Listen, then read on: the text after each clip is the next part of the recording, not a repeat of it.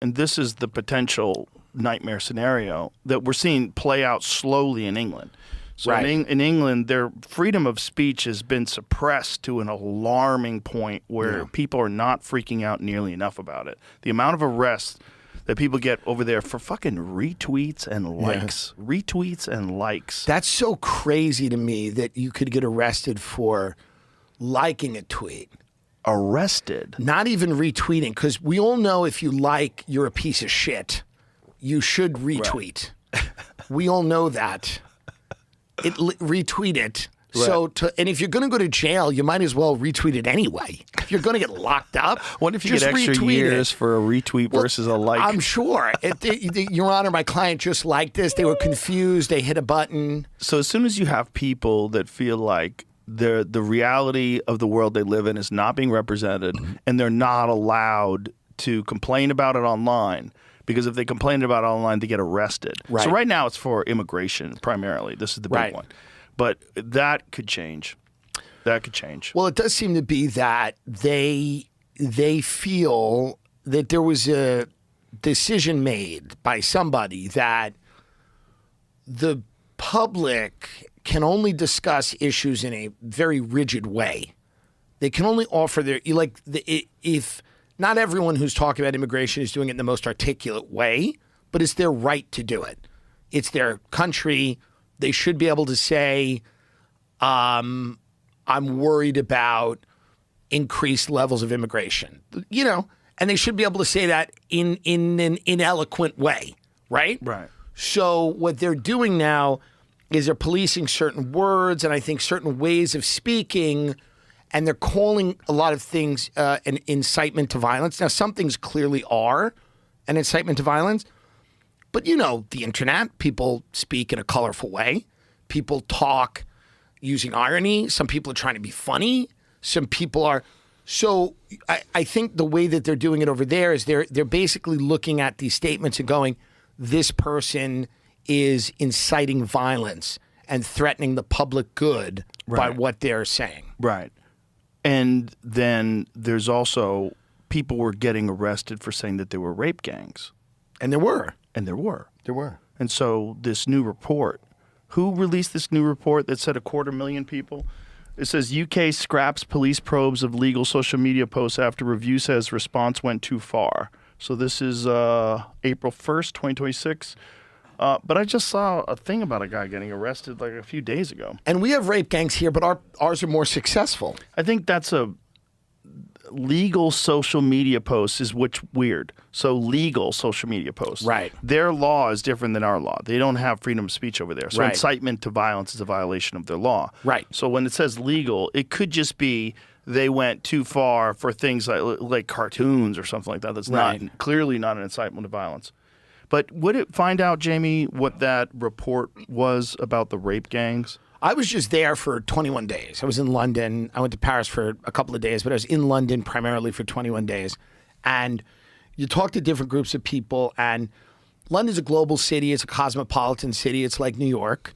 And, I think one of the things that, they're used to diversity there. And so they're not full-on panicked about different types of people coming in.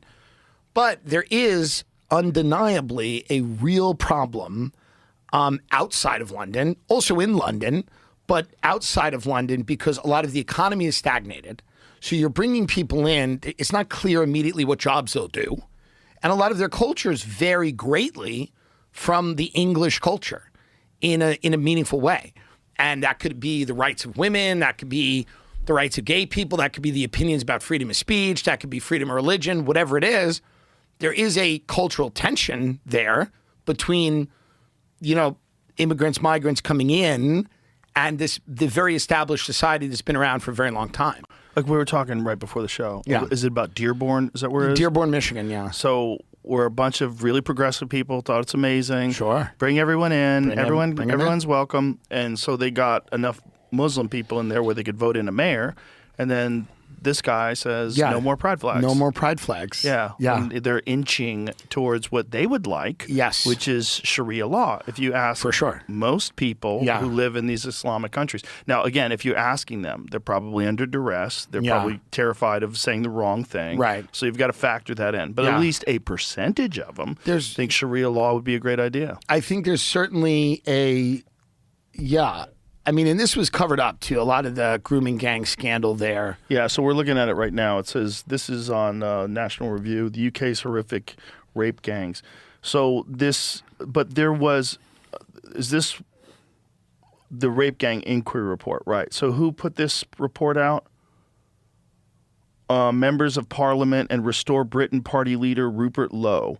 And so the investigators had limited powers, such as inability to compel witnesses or require sort of document production that could corroborate some of the most heinous victims.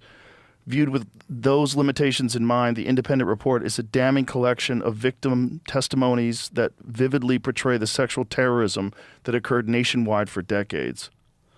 Oh, Jesus Christ. Yeah, this is terrible. I mean, obviously. I mean, I think they said it was 250,000 girls. And this was covered up because the media didn't want to inflame anger against, population of migrants. Right. Most of whom I'm sure were innocent of this, obviously. Obviously. But it is something that, in a free society, everyone has the right to know if there are rape gangs in their country and who's operating them. But isn't that crazy that under the guise of progressiveness, Yeah. you've enabled rape gangs? Well, 100%. It's crazy. But it's that is also crazy. incredibly, it's not shocking because the ends justify the means approach of politics seems to be what we're doing right now. Whereas basically, if the goal is to just eliminate whatever it's being called, like this patriarchal white male dominated society. And if you want to get rid of that, and that's the end goal, a lot of people ignore what happens in the middle. Like a lot of people aren't super concerned about whose rights are being respected in that process because their end goal really is to kind of decrease the power of people they disagree with.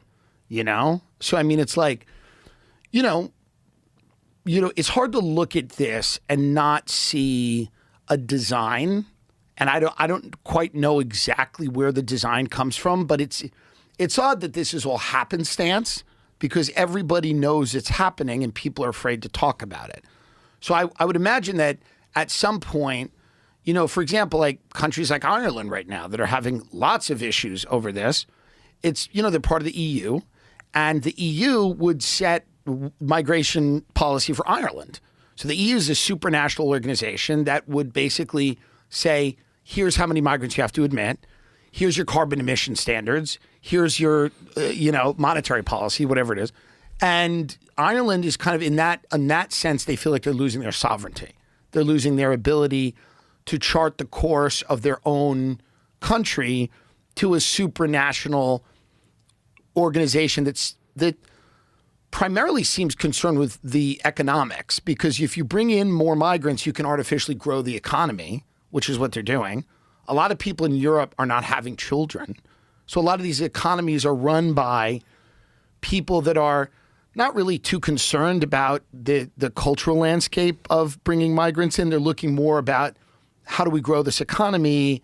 How do we get cheap, help and how do we get workers? And a lot of it is you're getting third world migrants. Some of it's genuine refugees for sure, but a lot of it's economic migration. People are coming for better life. Hard to blame them. But do the people that live in those countries get to have a better life? That's the question.